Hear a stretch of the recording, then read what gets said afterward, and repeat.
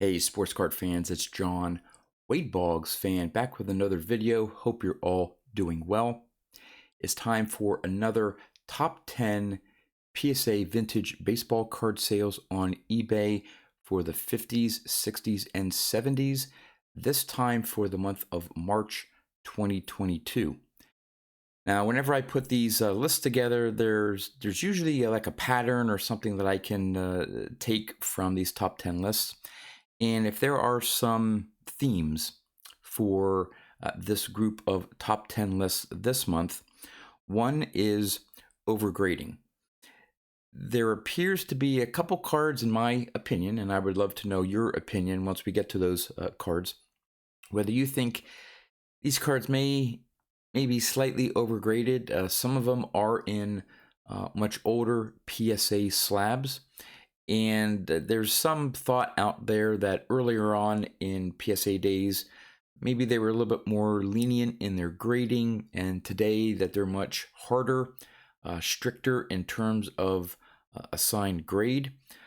I'll point out a couple things that I see, and again, would love your opinion to let me know whether I'm being too critical or whether you think maybe they are slightly overgraded and would, if they would be regraded today, would maybe get a lower grade.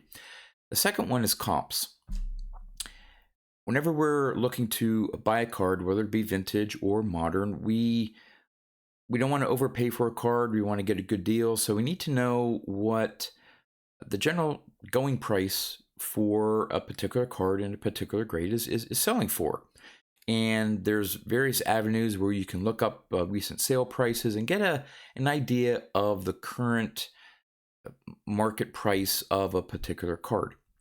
Well, in this top 10 list, there are a couple examples where it makes you wonder just exactly where the market is for a particular card for a certain grade, because there's some pretty big differences between some of these sale prices. But there is one example of a card that gives a really good indication for that particular card of what the current market price is. So I'll point that out as well. Finally, as opposed to the last couple months, the 1950s big boys are back. Last couple months, it seemed that the cards that you would normally find, the top 1, 2, or 3 sales from the 50s, you see sale prices of 30, 40, 50 plus $1,000. The last couple months, there didn't seem to be as many. And I was wondering what this top 10 list would show as well, to see if there's a trend. And I didn't know whether I think it was eBay's current rule with maybe reporting sales to the IRS or something, that it may have reduced the number of, as I call them, big boy cards, the big priced, big valued cards that maybe sellers were a little bit reluctant to list them on eBay and look for other avenues to sell those cards. Because again, I didn't really see big sales show up in the top, say 1, 2, or 3 from the 50s, but that's not the case this month. We have some big boys on some pretty big prices for the last few cards from the 1950s. So with that overview there, let's get right to the list. We're going to start with the top 10 from the 1950s. And coming in at number 10, we have the 1951 Bowman Mickey Mantle rookie card.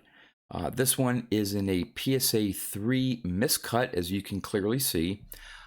This was a buy it now, sold for $14,999. All right.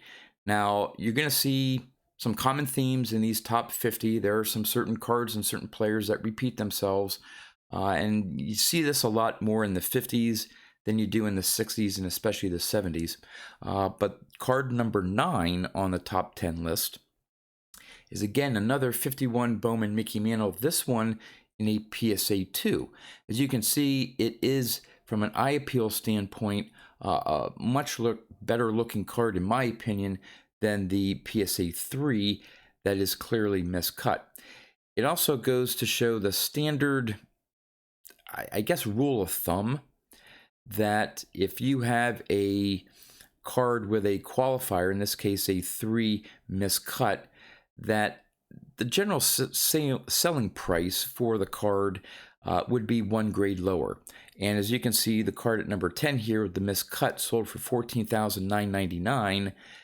The PSA 2, that 1 grade lower, had a best offer for $1 more, $15,000. So again, this may not prove that adage, but as an example here of potentially that sales difference between a qualifier and a lower grade. So coming in at number 8, we have the 1951 Bowman Willie Mays rookie card. Now this one is in a PSA 4. It was a best offer for $15,750. All right, now here's where we sort of get to one example of comps in terms of what this card in a PSA 4 may sell for. Now this card at number 8 sold on, let me see here, March 9th. All right, the card coming in at number 7 is also a 51 Bowman Willie Mays, also in a PSA 4. Now this was an auction. There were 49 bids. This one sold for $16,900. So we're talking an $1,100 difference in the span of 2 weeks. Now you could argue, and I would probably agree, that this one here that came in at number 7, to me, has a little bit better eye appeal overall than this PSA 4 in terms of centering, maybe some surface areas. So maybe this 4 maybe has more of some corner wear that equates it to the other PSA 4. But if you're just going by a PSA 4 51 Bowman Willie Mays, is the current price $16,900? Is the current price $15,750? I don't know. You can maybe make the case that if you do have a nice eye appeal card of a PSA 4, maybe the $16,900 is more of the going rate currently for this PSA 4 example. All right, let's go to number 6 on the list. And that is the 1954 Topps Hank Aaron rookie card in a very nice PSA 7. This was an auction, 36 bids, sold for $17,700. As you can see already with card number 6 on the list, we're starting to approach that $20,000 range, and it will get higher than that as we go along. All right, card number 5. Another 1951 Bowman Mickey Mantle.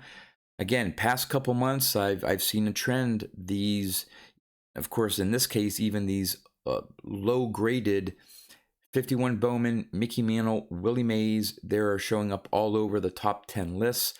Extremely popular card to go after if you have the money for it.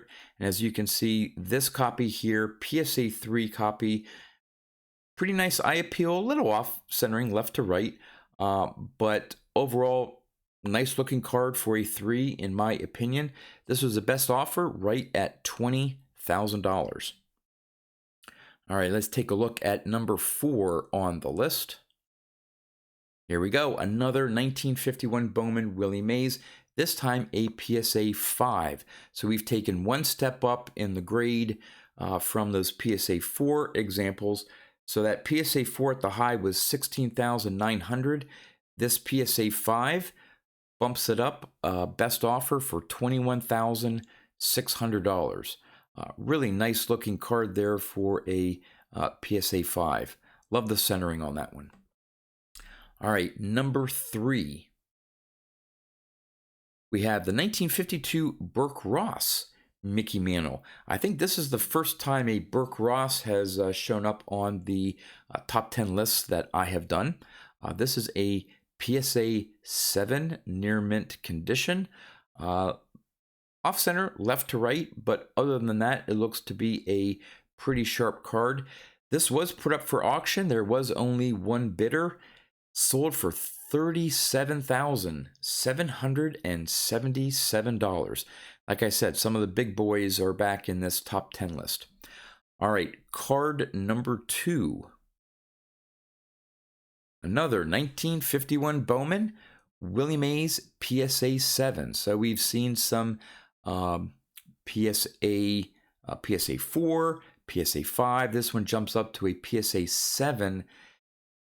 Very heavily bid on auction, 100 bids. Final sale price, $57,900. And that's card number 2 on the list. All right. For card number 1, top 1950s card, PSA graded copy for the month of March on eBay goes to the 1951 Bowman Mickey Mantle. Now again, this is a really nice 8 off center. It is off center. Everything else about that card is sharp. To me, again, personally, if I had $58,000, which this was the best offer that it sold for, I may be tempted to wait for a different copy. To me, I look at the card. It's a gorgeous looking card, but the off centering would be off-putting to me. But there are some that don't mind the off centering. They figured that that is how it came from the printing, the factory, how it came out of the pack, and they don't mind the off centering as well. Someone didn't mind it at all and paid $58,000 for that 51 Bowman Mickey Mantle. So there is the top 10 list from the 1950s. All right, let's move to the 1960s. Coming in at number 10, we have the 1968 Topps Bob Gibson in a Gem Mint 10.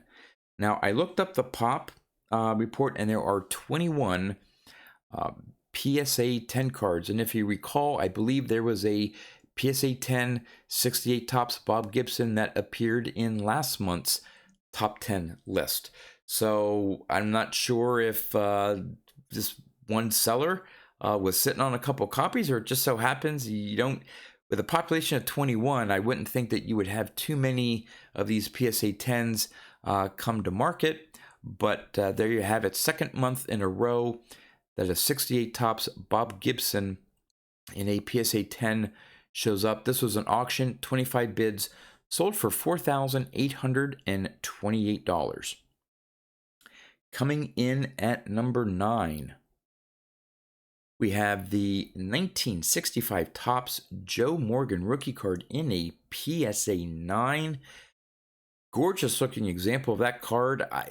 Maybe top to bottom, off centering. If I can see in the photograph there, possibly that top right corner may have just a little bit of a fuzz to it. I'm not sure, but that is, again, from the picture, it looks like a really clean copy. This was the best offer, sold for $4,900. All right, coming in at number 8, we have the 1965 Topps Mickey Mantle in a PSA 8.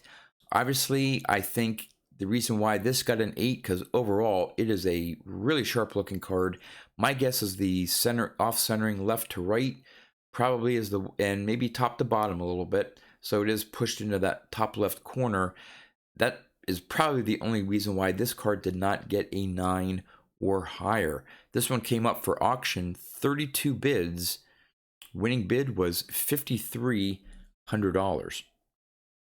Coming in at number 7, we have a really sharp looking 1962 Topps Bob Gibson in a mint 9. Now, again, I don't know if this was one that I would consider overgraded, because this is a very sharp looking card. That bottom right corner, you can just see a little bit of white. These 62 Topps cards are really hard to get in high grade, because you get a little bit of chipping on that wood, that fake wood border. It looks nice when it's nice and sharp, but they can easily get chipped, which of course reduces the grade. This one came up for auction, 39 bids, sold for $5,655. All right, here is a very interesting thing that has taken place in the top 10 list. Card number 6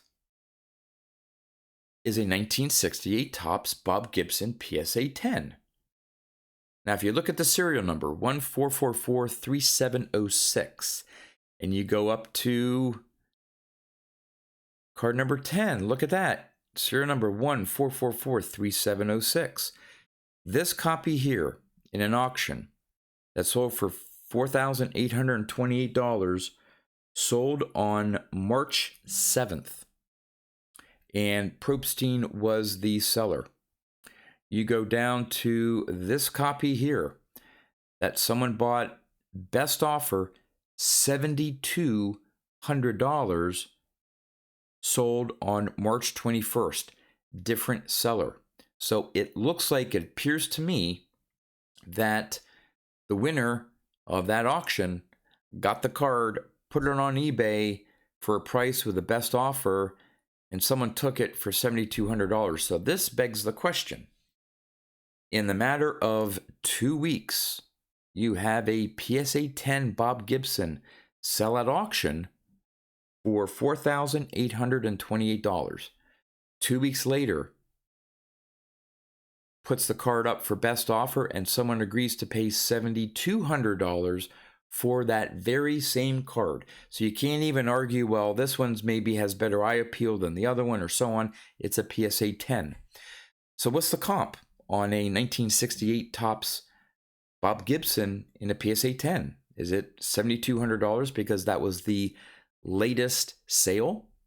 Or do you say the one that sold for $4,828 because that was an auction and you had actually more people bidding on that card and that was the ultimate strike price? It's an interesting discussion to have. Again, would love to know your comments in the bottom of this video here. Now, again, to me, I know PSA, for a PSA 10, it does not have to be absolutely perfect centering. To me, yeah, a little bit off left to right. I don't know. That's just my eye. I'm pretty maybe overthinking, overcritical of it. It did get a PSA 10 though. So there you go. An interesting example in this top 10 list of the same card showing up in the top 10 list twice. So on to card number 5. Here we have a 1968 Topps Nolan Ryan rookie card, PSA 8. This was an auction, 66 bids, sold for $7,308. All right. PSA 8, it's off left to right. Other than that, looks like a very sharp card.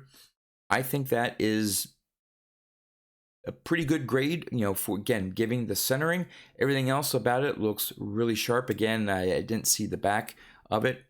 But here's an example of a good comp that shows up in this type of analysis, because card number 4 is also a 1968 Topps Nolan Ryan in a PSA 8. Again, a little bit off center, left to right, 46 bids. This one sold for just $80 more, $73.88. So you have the previous one, 66 bids, $37.08.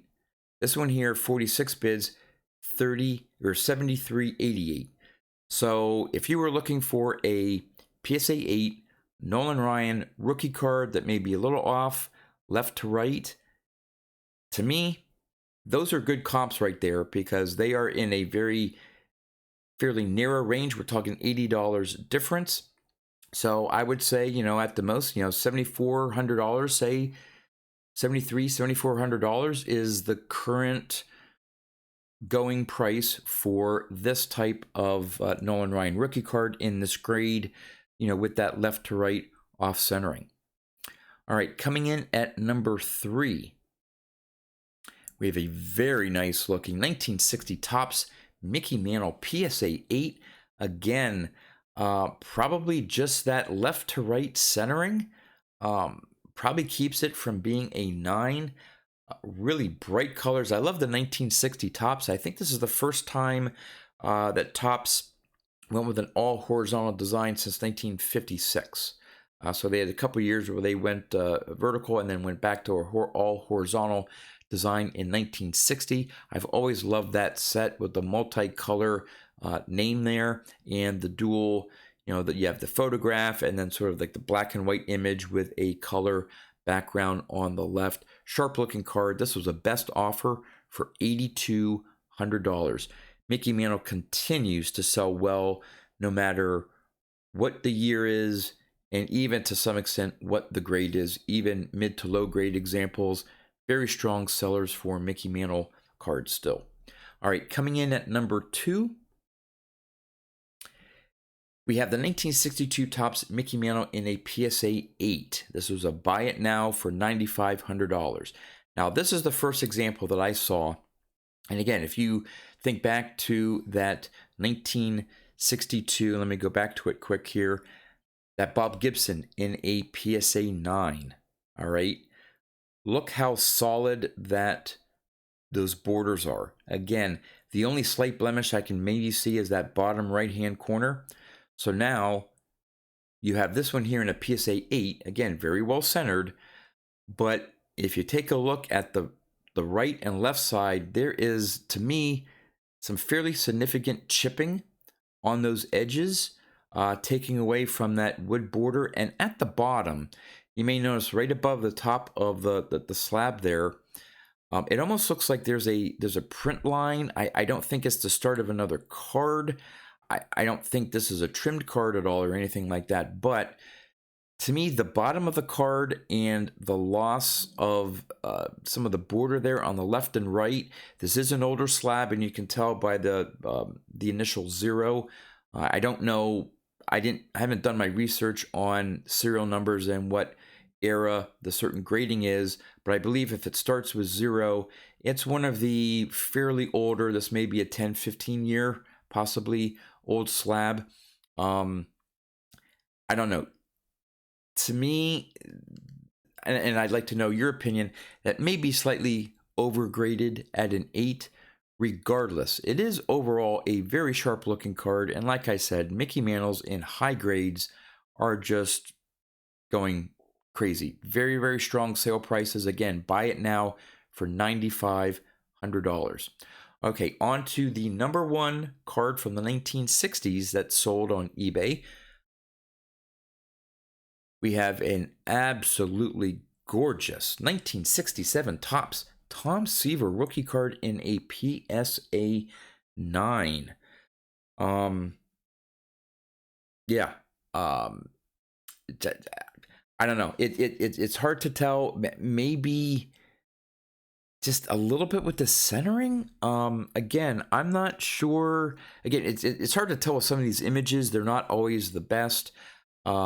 Maybe one corner just slightly off or something. Haven't seen the back, so there could be maybe a slight gum stain or something on the back, maybe some off centering a little bit, but very sharp looking card. This was the best offer, sold for $20,500.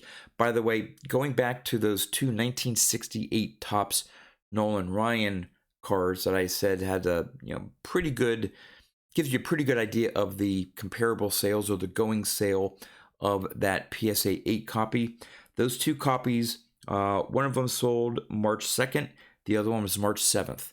So within 1 week, again, you have 2 auctions where it settled right around that same price. So again, a very good indication of where that 68 Nolan Ryan rookie card is currently going for in a PSA 8.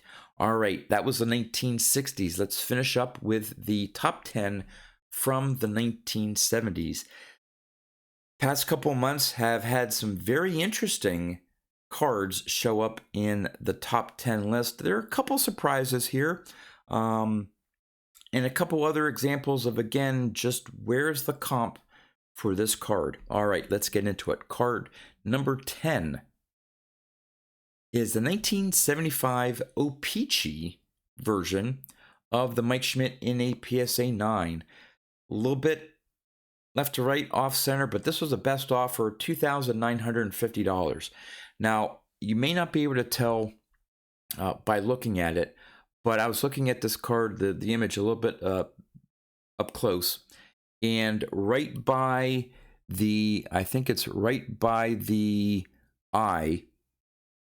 You may not be able to see it on the screen, but there appears to be a little bit of a black print smudge as it went through the printing process. So I don't know. Mint 9, possibly. It's not in a really old slab. It's maybe a mid-range in terms of the age of the slab. I don't know. I'll give this one the benefit of the doubt, and I'll say that this one is a true example of a O-Pee-Chee in a PSA 9. Best offer. By the way, the pop on this one here, pop of 3, and there are none higher. So no card, no O-Pee-Chee, 75 O-Pee-Chees for Mike Schmidt have been graded a 10 and only 3 9s. So that probably is why someone jumped on that best offer for just under $3,000. If you're into registries, Mike Schmidt collector, only 3 copies of that PSA 9 exist. All right, card number 8. All right, I had my notes wrong. The little black run is on this one here, card number 9. That's why I was struggling a little bit to find it on that Mike Schmidt. I thought I saw it, but it was on this copy, card number 9, the 1975 Topps Dave Giusti PSA 9. Now again, this is a slab with a preceding 0. So it is an older slab. You see there's on the top right above the eye, there's a little bit off the red border there. This one you can clearly see that black print smudge going through the A there, a little off center left to right. To me, that may be a little generous with a PSA 9. By the way, the population of this one is 19, and there are no PSA 10s of the 75 Topps Dave Giusti. So this was an auction. There was only one bidder, sold for $4,000. This has been, I've seen some examples in the past top 10 lists of some of these, and a lot of them I think have been actually 1975 Topps cards, if I recall, that you're either looking at a PSA 10 or a PSA 9. Very, very low pop at those high grades. My guess is high-end set collectors, maybe on the registry, you want to get that highest overall grade possible. To me, if I had $4,000, personally, I wouldn't be spending on this card. Hey, but to each their own. Again, an auction, one bidder decided to hit the bid at $4,000. All right, card number 8. We have a very nice example of the 1970 Topps Willie Mays in a mint 9. By the way, the pop on this one is 88. There were only 3 graded a PSA 10. Very well centered card. Now this again has the preceding 0. To me, not having seen the back, the image itself is a bit cloudy, so I'm not sure exactly how vibrant the colors are. But I could definitely see that grading a 9 today, even though this was graded maybe possibly 15 years ago or so. This was an auction, 31 bids, sold for $4,151. Card number 7. We have the 1972 Topps Nolan Ryan in a PSA 9.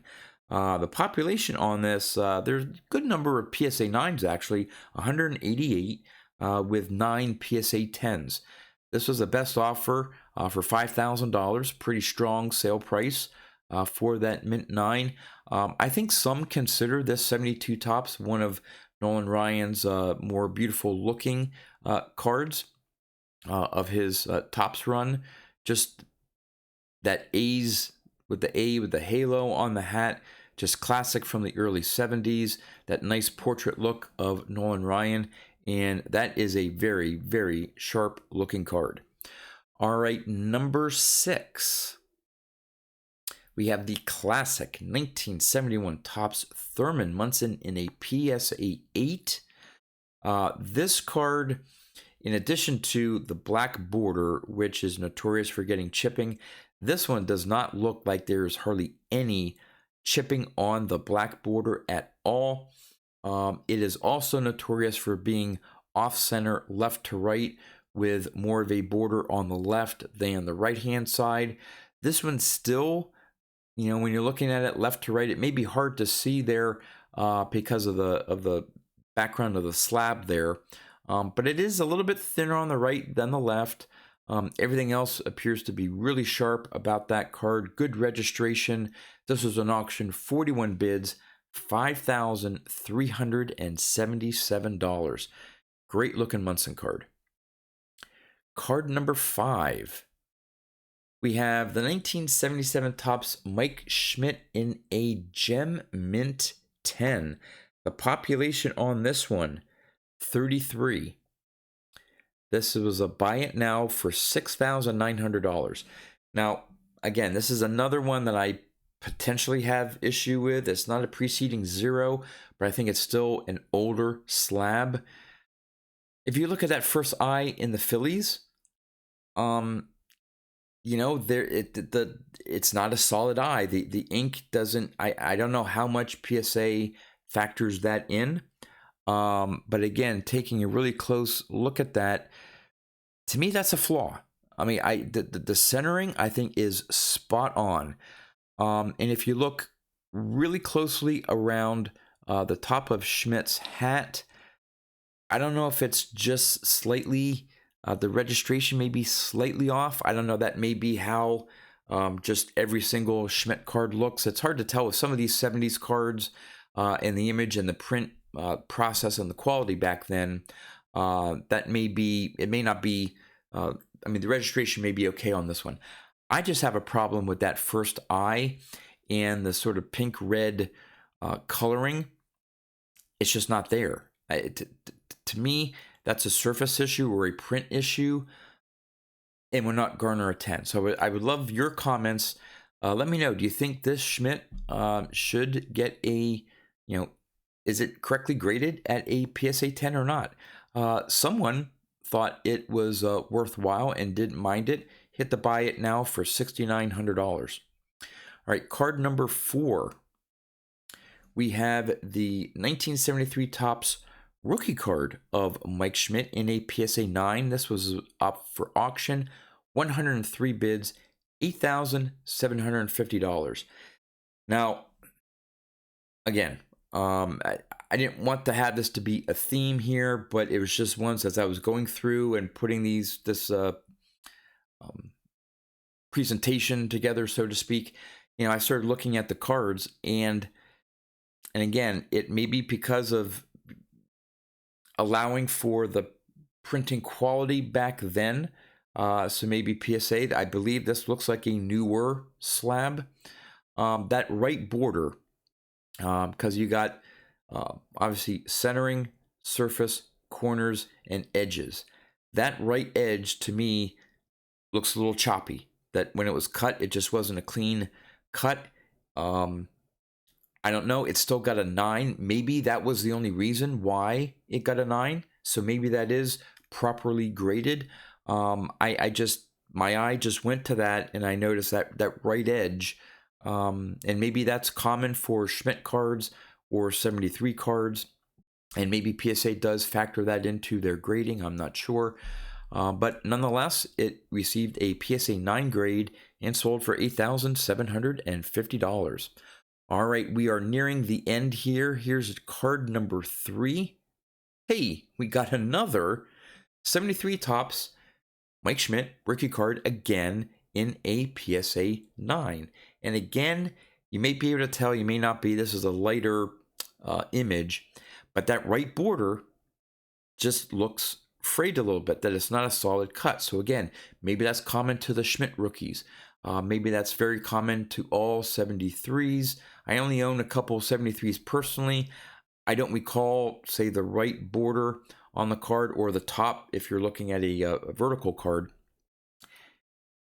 I don't see that as a common thing, but again, that's the only thing that I could see in this card. Overall, it looks like a great example, but these two cards here again show or pose the question, what is the going rate for a PSA 9 73 Topps Mike Schmidt? You have this card here that sold for $8,750. This one sold on March 29th, and it was an auction. This one for $9,800. Best offer, same day, March 29th. So you have about $1,000 difference, actually $1,150, between this copy and that copy. And they look, again, when you compare the two, I don't see a whole lot of difference between the two. I don't know if one of the bidders that lost out on this auction for $8,750 said, I don't care, I want the card, and decided to pay $9,800. I don't know which technically sold first on March 29th.